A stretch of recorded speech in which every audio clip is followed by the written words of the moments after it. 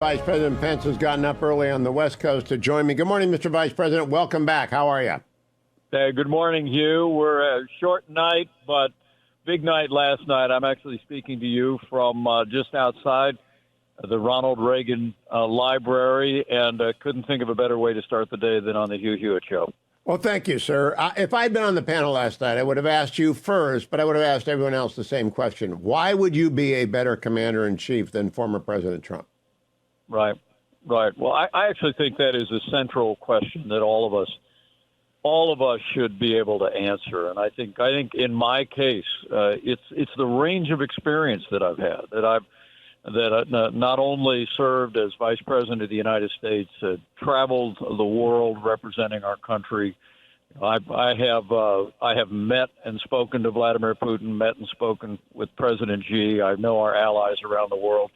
I understand the challenges that we're facing, but also because I was 12 years in the Congress of the United States, I believe I'm uniquely qualified to be able to go to the Congress and build a military fitted to the challenges of the 21st century, Hugh. Look, when we came into office, we had to rebuild our military, and with armed services members in both of our families, it's very personal. But the truth is, Obama had spent years of reckless budget cuts. But when you look at what's happening in Eastern Europe, Russia on the move, China continuing to menace in the Asia Pacific, I laid out a plan for a 355-ship Navy, for making investments in our long-term strategic arsenal to accelerate investment in hypersonic. It's going to take somebody that knows the Congress, knows the people there, can sell that case, can build out that military. That's how we achieve peace through strength. And I think that combination is what prepares me for that role. But the former president has already done it. Why would you be better than the former president doing it going forward?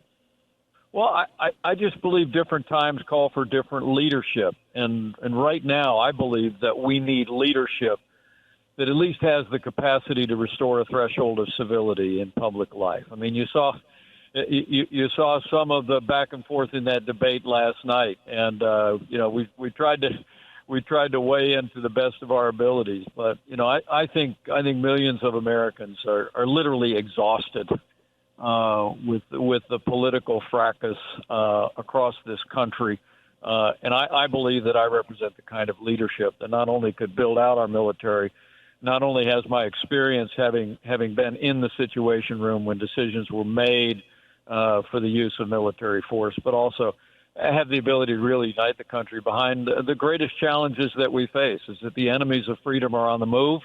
We got to find a way to bring the American people together. I believe I can do that. I would also have asked you and every other candidate, because I do think the intense need to develop conflict drives television networks crazy as opposed to get answers. Why would you be better at dealing with Xi Jinping and the Chinese Communist Party, which is our number one existential threat for a lot of reasons, than Donald Trump or anyone else on that stage? Well, as you know, in 2018, I articulated our administration's change strategy toward China in that speech at the Hudson Institute. I returned a week and a half ago to Hudson Institute to articulate my vision with regard to China. It all begins with building that military I just described, fitted to the times, and increasing tariffs on China, restricting access to our country until they abandon trade abuses, intellectual property theft, until they end their military provocations. But also it very specific efforts that ending the H-1B program for Chinese nationals who've been used for intellectual property theft, ending the sale of farmland to China and land near strategic assets in our country. It's just I've spoken to President Xi. I've looked him in the eye. I help lead our administration's effort. I understand who we're dealing with China, and it is the greatest economic and strategic threat facing the United States of America. And we have to meet this moment with experience that's fitted to the times. And I believe in all humility that I'm that man. Now, you got a question from our Univision host about LGBTQ, and I turned to my colleagues. I said, this is not a GOP debate question. They're all going to say the same thing. You said it very well. The GOP is very, very, very friendly to all Americans of all persuasions and all backgrounds, come and live freely among us and all that sort of thing. But the question that did not get answered for me is whether or not Vivek is actually doing business with China, did business with China, or is advocating TikTok. Because Nikki Haley took him apart on that. What did you think of Mr. Ramaswamy's non-answer to the TikTok question? Well, I mean, earlier this year, Vivek Ramaswamy said that TikTok was digital fentanyl for America's youth.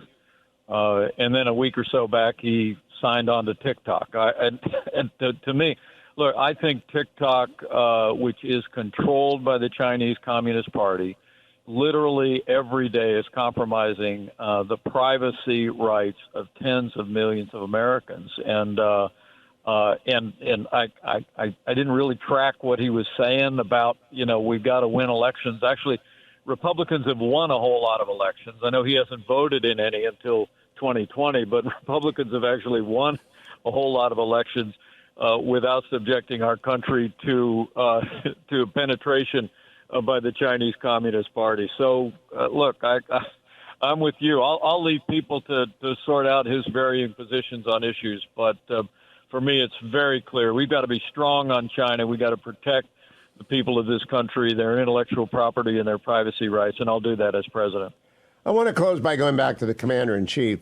What don't these people know, Mr. Vice President? You were in the Oval a lot, once a week with the former president. You've always been very quiet about those conversations, as is respectful of the office. But what don't they know about the job? Well, I think it's just at the end of the day, the weight of decisions that have to be made. I was in the Situation Room when we watched in real time satellite imagery as our special forces descended on the compound where Abu Bakr al-Baghdadi was holed up. And I remember taking a moment before the president arrived in the Situation Room to invite all of the generals to join me in a word of prayer for our forces that would be sliding down those ropes and going into harm's way. And having been in that moment, having been in the discussions leading up to the decision to take out Qasem Soleimani, I understand the weight of the decision that a president of the United States has to make when you're putting armed forces into harm's way. I've been there. I've been alongside. I understand it. And I have to tell you, you and I are awful proud of our families as well. I understand the unique challenges and how precious the men and women of our armed forces are to us. If I'm president of the United States, I'll make sure our soldiers, sailors, airmen, Marines, and Guardians and Coast Guard have everything they need to accomplish their mission and get home safe. As I like to say, I'll treat them like a member of my family because in our cases, they are. Very last question, a bonus question, Mr. Vice President. Should the former president join the next debate? I think Donald Trump owes it to the Republican Party, owes it to the American people to be on that stage in Miami and answer the questions. Look, I think we are at a time for choosing in this country. It's fitting to have been able to articulate that here at the Reagan Library last night. But look, I'm a conservative. I believe in that the Reagan agenda of American leadership in the world, limited government, fiscal responsibility, traditional values. That's what Reagan brought to our party. That's how we governed for 4 years in the Trump-Pence administration. But people deserve to know that Donald Trump and many of his imitators on the stage last night want to take our party in a different direction. Appeasement on the world stage, ignoring a national debt. Donald Trump's actually advocating a 10% tax on everything coming into the United States, which would put an enormous burden on people in our country. And of course, you've seen him actually demean pro-life laws passed around the country at the state level and refuse to call for federal protections for the unborn. So I'm going to stand true on that conservative agenda. I want to make it clear to people that I believe the choice in our party is whether we're going to continue on that time-honored conservative agenda or whether we're going to follow the siren song of populism unmoored to conservative principles. And that's the choice Republicans face, and people know I'm the most consistent, the most qualified conservative in this field, and I'll be ready day one to lead us to what's always made America strong and prosperous and free. Former Vice President Pence, thank you as always for joining me. I will talk to you again down the campaign road. Have a great day, and thank you for getting up early today. You bet. Great to be with you.